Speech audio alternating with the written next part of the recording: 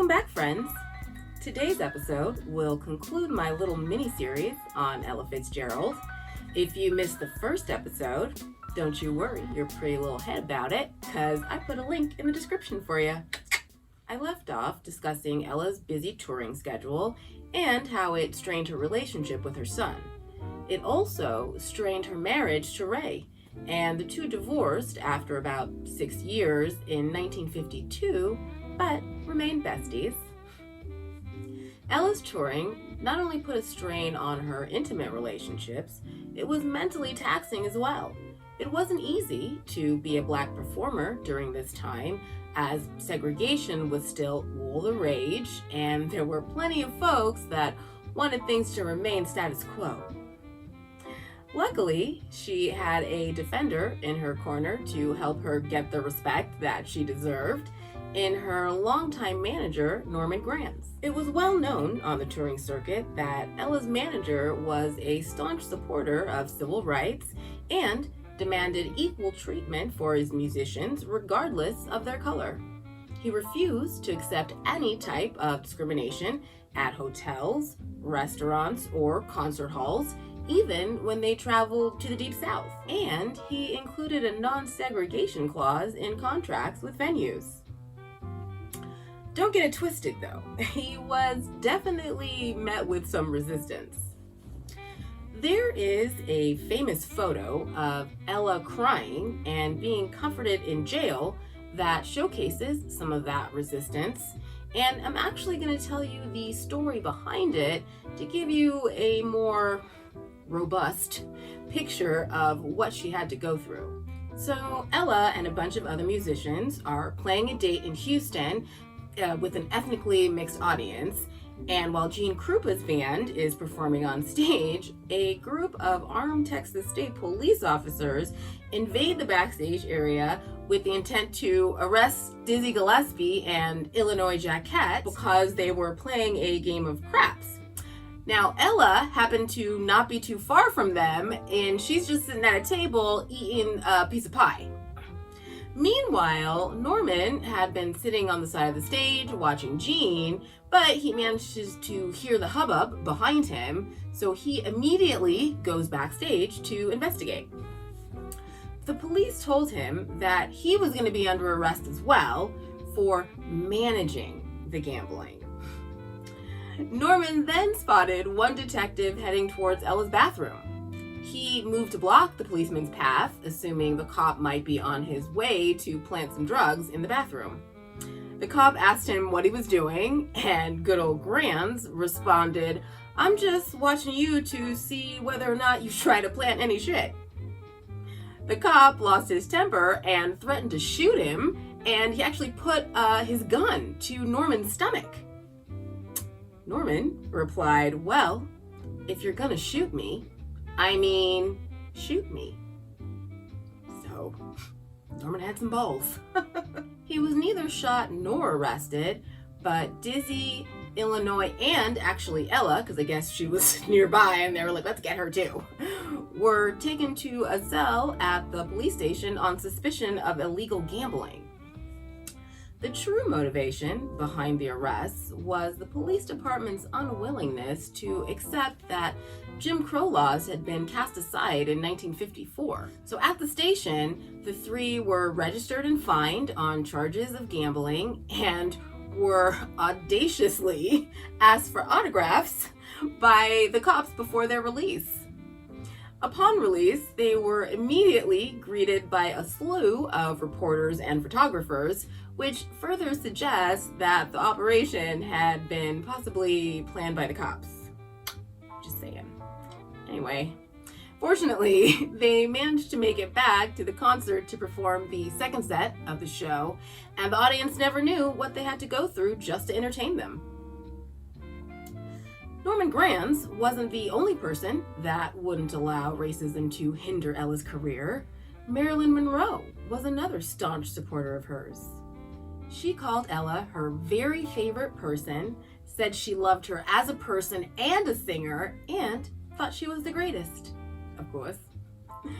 By the 1950s, Ella's singing had won her much acclaim and fans, including Marilyn, but the venues that hired her were generally smaller clubs.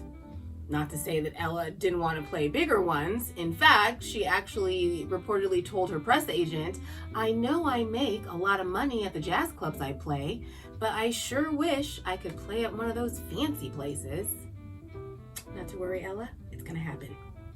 Meanwhile, Monroe spent hours listening to Ella's recordings.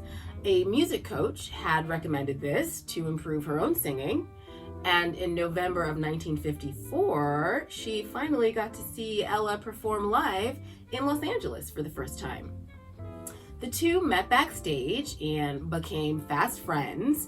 So when Marilyn learned of Ella's inability to get a gig at the Macombo, a big old LA nightclub, she decided to help. What's interesting to me is that both Eartha Kitt and Dorothy Dandridge had played there. So it's not like Ella would have been the first Black woman to break the performance color barrier. But club owners didn't think that Ella had the sex appeal or the glamour to draw a large crowd. I guess, her talent wasn't good enough? I don't know. Anyway, so Marilyn approaches him with a proposition, the club owner. And she says that if he books Ella, she promises to sit at the front of the house every night and bring her other celebrity friends, which would garner copious amounts of publicity. So the club owner agreed to hire Fitzgerald for a couple of weeks in March of 1955. During Ella's run, Marilyn kept her word and sat up front. Plus, she brought Frank Sinatra and Judy Garland on opening night. Ella's shows sold out, obviously, and the club owner even added a week to her contract. This booking changed Ella's entire career path, and she never had to play a small jazz club again. Another interesting story about Marilyn sticking up for her friend is when she heard that some club owners expected her girl to enter through a side door or back entrance rather than the front. Marilyn, of course, ain't having that, so she goes to Colorado to see Ella perform. Once she gets there, she sees her homie being ushered away from the front entrance, so she actually refuses to go inside unless both she and Ella are allowed through the front doors. The movie star got her way, and soon all of Ella's performance spots were following suit. While they were good friends, they weren't besties, mostly because their lifestyles were so different. Ella didn't drink or like cigarettes. She even shied away from songs that referenced drugs. For her, a stress reliever was watching soap operas when not on tour. But for Marilyn, she coped with the stress of her life and career with pills and alcohol, so they didn't spend much time together outside of the public eye. When Marilyn passed, Ella wasn't at her funeral. Not because she didn't want to go, but because Joe DiMaggio, Monroe's second husband, handled the arrangements, and he didn't want any of Marilyn's celebrity friends or acquaintances to attend what ended up being a very small private service. Nonetheless, Ella never forgot what Marilyn did for her, and in a 1972 article in Miss Magazine, she acknowledged that she felt a great debt to her for helping to jumpstart her career and get the respect she deserved. So now we're into the 1950s, and Ella continued to work as hard as she had early on in her career, despite the fact that her rigorous touring schedule had ill effects on her health. She toured all over the world, sometimes performing 2 shows a day in cities hundreds of miles apart. She continued her grueling schedule in the 1960s throughout the early 90s, and during this time, she was inducted into the Downbeat Hall of Fame and received the Kennedy Center Honors for her continuing contributions to the arts. Fast forwarding to September of 1986, Ella underwent quintuple coronary bypass surgery and was told she would never sing again. But she proved them wrong. and continued to tour. The following year, in 1987, President Ronald Reagan awarded Ella the National Medal of Arts. By the 1990s, Ella had recorded over 200 albums, and the girl was tired. In 1991, she gave her final concert at New York's renowned Carnegie Hall.